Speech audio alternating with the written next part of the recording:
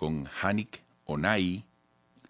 El nombre se escribe H-A-N y latina K, el apellido Onay tal cual con Y, ingeniero civil de la Universidad Central de Venezuela, profesor de la Universidad Metropolitana, especialista en el análisis y diseño estructural. Bueno, Onay, muy competente, tu formación, tu experiencia para lo que necesitamos, vía Zoom desde Caracas. Hanik, al darte los buenos días, la bienvenida, ¿cómo plantearnos un plan de revisión y de trabajo desde el punto de vista estructural eh, para todo lo que hay que acometer a partir de ahora? Bienvenido. Buenos días, gracias por la invitación, Eduardo, Saúl. Sí, lo que se está trabajando ahorita es de parte de la Comisión de Habitabilidad, están planteando tres fases, en donde la primera fase es una inspección rápida, luego vamos a pasar a una fase de inspección detallada, para luego por tercero y último pasar a una fase de evaluación detallada. ¿Qué sucede? Todos los edificios que en la inspección rápida sean clasificados con la etiqueta amarilla y roja van a tener que pasar hacia la segunda y tercera fase, probablemente, ¿ok? Eso va a depender de lo que el especialista en cada una de estas fases determine. Van a haber grupos de especialistas que no es conformada por un solo profesional, sino varios, y va a determinar si hay que reforzar, si hay que simplemente reparar o hay algunas edificaciones que se van a tener que demoler. Siempre he comentado que no porque tenga una etiqueta roja su edificación, porque nadie quiere que le digan que está enfermo y es un poco transmitir la calma, así tenga una etiqueta roja su edificación, probablemente se pueda reparar o reforzar.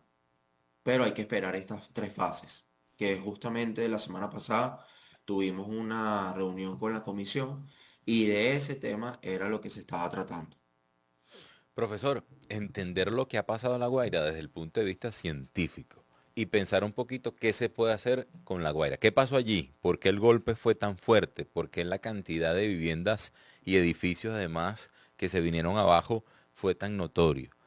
Y pensando a ese futuro relativamente inmediato, se debe edificar nuevamente en La Guaira, esos sitios donde se vio esa destrucción, básicamente hay que remover y limpiar y dejar así tranquilamente, o se puede pensar en una reestructuración de edificios en La Guaira. Se puede pensar en una reestructuración del estado de La Guaira.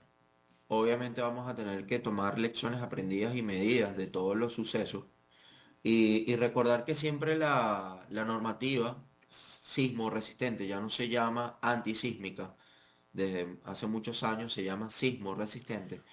Siempre, lamentablemente es así, después de un evento sísmico, se toman los resultados, se toman las medidas, se actualiza alguna normativa.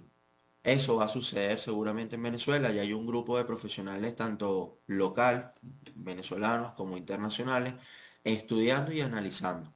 Esto es una investigación profunda, no nada más de ingenieros estructurales, sino de especialistas en sismología, especialistas en geología, y lo hemos visto en las entrevistas, hay profesionales dedicados cada uno a su área, pero probablemente a nivel de, digamos, de la especialidad que yo puedo transmitir, que es la ingeniería estructural, seguramente van a haber medidas de traer nuevas tecnologías que ya existen afuera desde hace muchos años, lo que son los aisladores sísmicos, dependiendo de la altura de la edificación que se quiera construir en esa zona.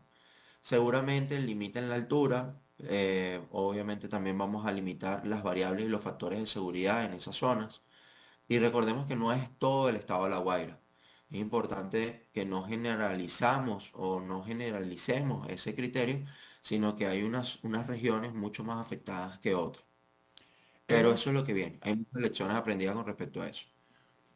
fíjate, tú has dicho algo muy interesante.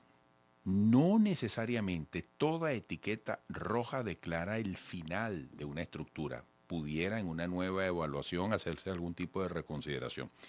Esto tiene un tema socioeconómico de Estado muy importante, porque, fíjate, quien tenga, por ejemplo, un apartamento en La Guaira, cuya estructura se mantuvo de pie, e incluso le ponen la etiqueta amarilla.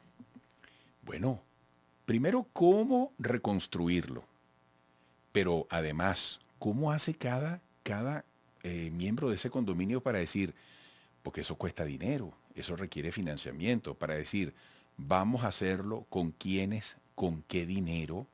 Imagínate el consenso que se requiere ya no solamente de la voluntad, por supuesto, todo el mundo quisiera que volver a su apartamento, pero ¿quién tiene la platica en el bolsillo, no?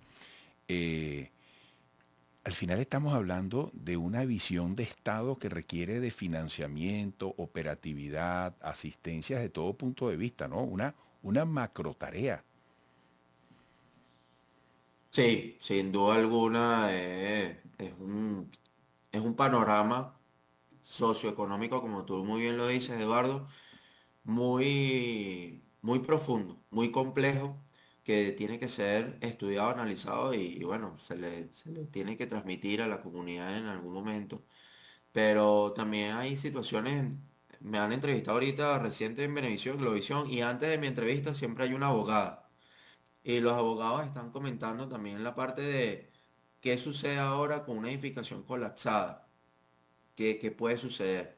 Y es como tener un edificio con 4 socios que se tiene que vender y siempre cuando son varios socios es complejo. Imagínense ahora una edificación de 50 socios, de Ujú. 40 socios, que cada apartamento es un propietario, hablando de propiedad horizontal. Ahora llegar a un acuerdo para lograr vender esa parcela o algo o volver a construir. Y además que hay socios que lamentablemente han fallecido. Entonces realmente es una situación muy compleja y también está el otro lado de las edificaciones que están muy afectadas, no solamente en La Guaira, en Los Palos Grandes, en San Martín, Los Símbolos.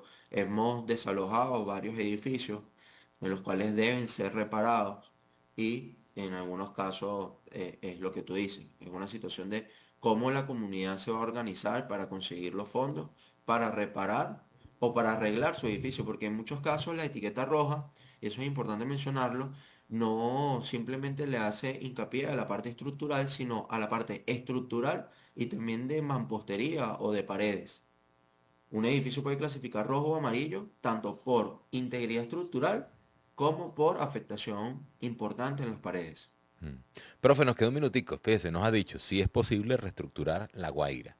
¿Qué veremos? ¿Edificios más pequeños? Esas grandes estructuras de 15, 16, 20 pisos ya no deberían ser posibles en esa nueva imagen de La Guaira. ¿Veremos estructuras más chiquitas? Sí, como mencioné anteriormente, seguramente va a haber una limitación de altura de las edificaciones que estemos construyendo. Vamos a tener tipologías de edificaciones. Probablemente según la región podamos hacer alguna tipología estructural, no todas. También, ¿ok? Es lo que digo de la actualización normativa y seguramente va a ser por zonas, Mm, como nosotros llamamos microzonificación. Dentro de cada región hay una microzonificación y seguramente esa microzonificación nos va a llevar a un tipo de estructura específico que podamos construir en esa región.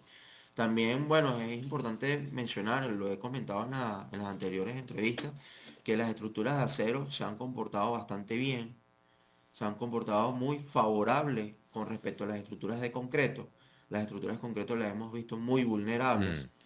Hemos bueno. desalojado edificaciones por un fenómeno que se llama columna corta, que significa que una columna de ese entrepiso se le ha modificado su rigidez. Y en muchos casos se ha modificado su rigidez por una ventana, por una pared que no llegó a toda su altura, sino hasta cierto punto. Y por culpa de esa pared o por culpa de una ventana, hemos tenido edificaciones desalojadas. Y en las Bueno, estructuras de acero que hemos inspeccionado no hemos visto mayor afectación. bueno, Janik, gracias por razones de tiempo. Te despedimos muy agradecidos y nos mantenemos en contacto. Un fuerte abrazo. Gracias a ustedes. Gracias, profe. Hanik Onay, ingeniero civil de la Universidad Central de Venezuela, profesor de la Universidad Metropolitana, especialista en el análisis y el diseño estructural. Pausa.